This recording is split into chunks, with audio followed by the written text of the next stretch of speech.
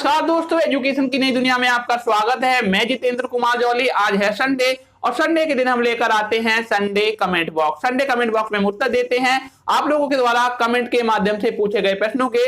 बहुत सारे ऐसे प्रश्न होते हैं जो बहुत से लोगों के लिए लाभदायक होते हैं, तो ऐसे ही प्रश्न हम कमेंट के माध्यम से उठाते हैं और उनका उत्तर देने का प्रयास करते हैं। तो इस वीडियो को शुरू से अंत तक देखिए। आइए शुरुआत करते हैं।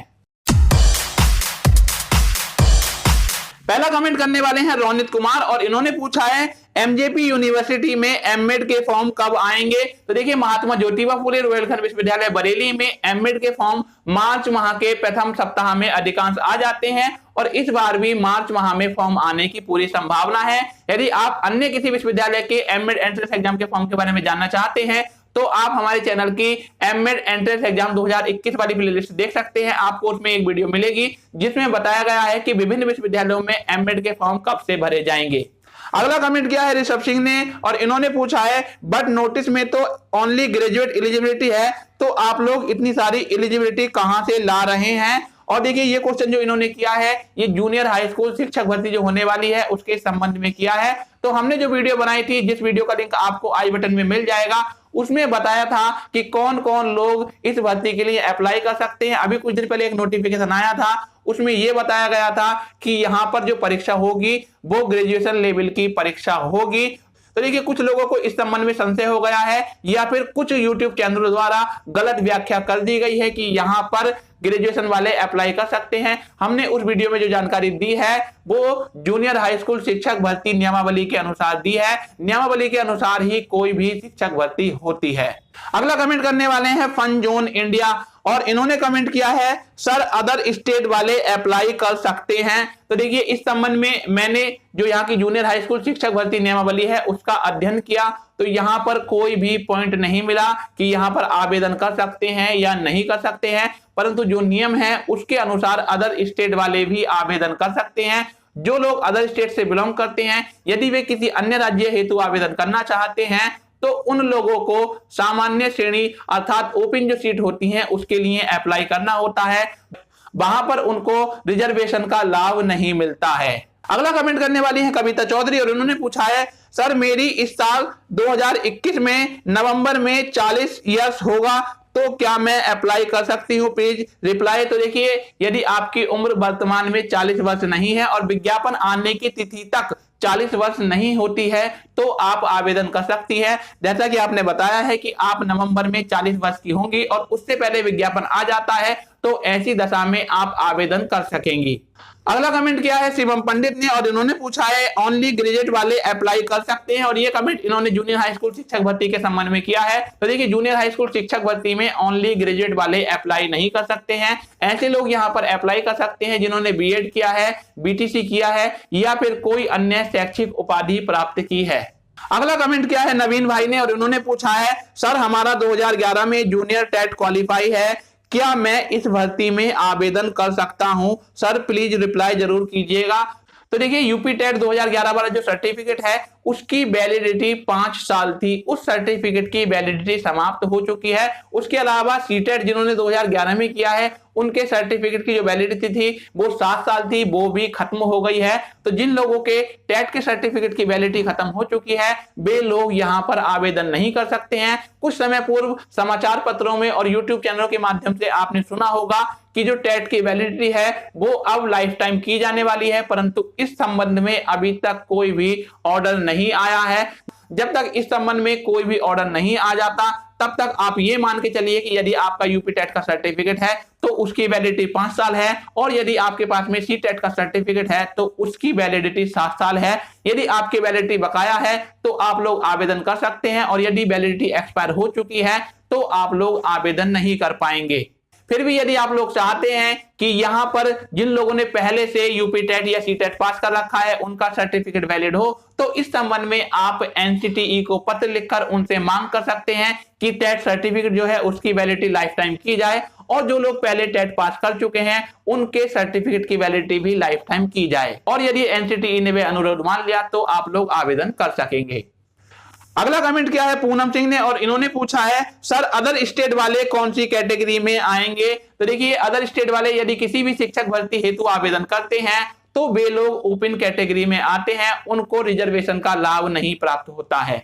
अगला कमेंट क्या है सीमा राजपूत ने, और इन्होंने पूछा है असिस्टेंट लेक्चरर की एज मैक्सिमम क्या है। तो देखिए, यदि आप असिस्टेंट प्रोफेसर बनना चाहते हैं तो यहां पर जो मैक्सिमम एज है वो गवर्नमेंट कॉलेजों के लिए 40 वर्ष निर्धारित की गई है, परंतु यदि आप किसी एडेड कॉलेज में अर्थात यूपीएचईएससी असिस्टेंट प्रोफेसर भर्ती जो आती है, या स्टेट वाली जो असिस्टेंट प्रोफेसर भर्ती आयोग के थ्रू आती है, जिनके माध्यम से आप एडेड कॉलेज के प्रोफेसर बन सकते हैं, वहां पर मैक्सिमम एज लिमिट निर्धारित नहीं की गई होती है। यदि आपकी आयु 60 वर्ष से कम है तो वहां पर आप लोग आवेदन कर सकते हैं। अगला कमेंट करने वाले हैं जय महाकाल, और इन्होंने कमेंट किया है मेरा ग्रेजुएशन बीबीए है, बीएड भी है और सीटेट दोनों पेपर क्वालिफाइड हैं और एमए भी कंप्लीट है, क्या मैं एलिजिबल हूं? प्लीज बताएं क्या ग्रेजुएशन बीबीए से है तो एलिजिबल हैं? तो देखिए, जूनियर हाई स्कूल शिक्षक भर्ती की जो नियमावली है उसके अनुसार यदि आपने ग्रेजुएशन कर रखा है और ग्रेजुएशन के साथ में बीएड कर रखा है तो आप लोग आवेदन कर सकते हैं।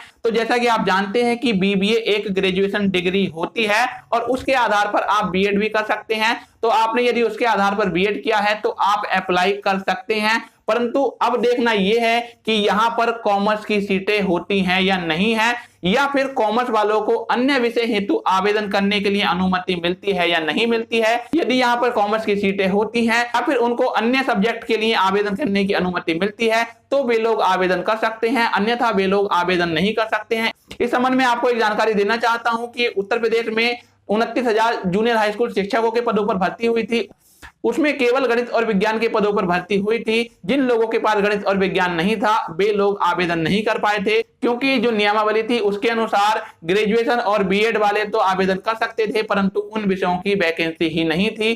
सारी की सारी जो बातें हैं अब विज्ञापन आने के बाद ही स्पष्ट हो सकती हैं।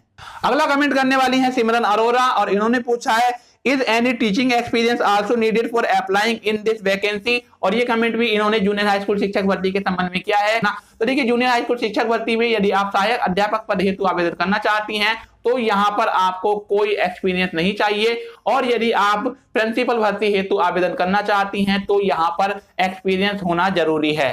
अगला कमेंट करने वाली है तेजस्विनी, और इन्होंने पूछा है सर अगर बीएड हो गया है और मास्टर डिग्री भी है और एमए एजुकेशन करके नेट या जेआरएफ क्लियर कर सकते हैं तो किस तरह से हम गवर्नमेंट बीएड कॉलेज में प्रोफेसर बन सकते हैं, या एससीई एनसीईआरटी में कैसे जॉब पा सकते हैं, वैकेंसी कब आती है, प्लीज बताएं।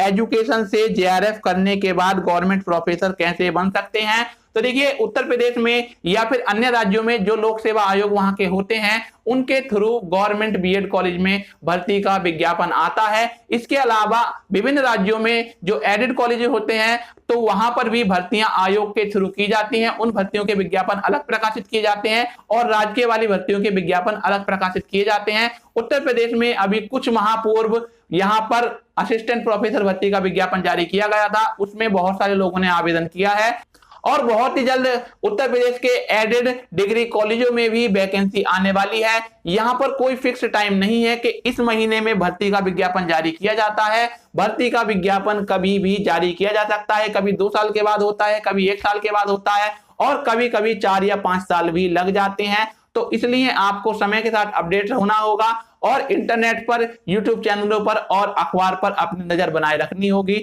तभी आपको पता चल सकेगा कि विज्ञापन कब आए हैं और उसके आधार पर आप अप्लाई करके गवर्नमेंट या फिर एडेड कॉलेज की प्रोफेसर बन सकेंगी।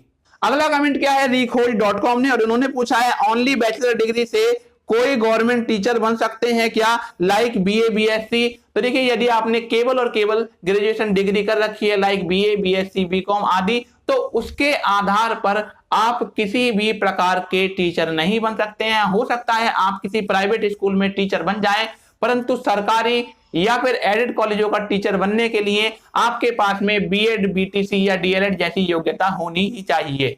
अगला कमेंट क्या है ऋषि स्टडी ने, और उन्होंने पूछा है सर मेरा रिजल्ट नहीं आया है, लास्ट ईयर में अप्लाई कर सकता हूं। तो देखिए, यदि आवेदन करने से पूर्व आपका रिजल्ट आ जाता है तो आप यहां पर आवेदन कर सकते हैं, और यदि आवेदन करने की अंतिम तिथि से पूर्व आपका रिजल्ट नहीं आता है तो आप इस भर्ती में आवेदन नहीं कर पाएंगे। अगला कमेंट क्या है मैथ्स बाय अखिलेश सर ने, और इन्होंने पूछा है सर मेरा इस बार वाला सीटेट क्वालिफाई हो रहा है जिसका रिजल्ट 26 को आ रहा है सर, तो क्या मेरा फॉर्म फिल हो सकता है।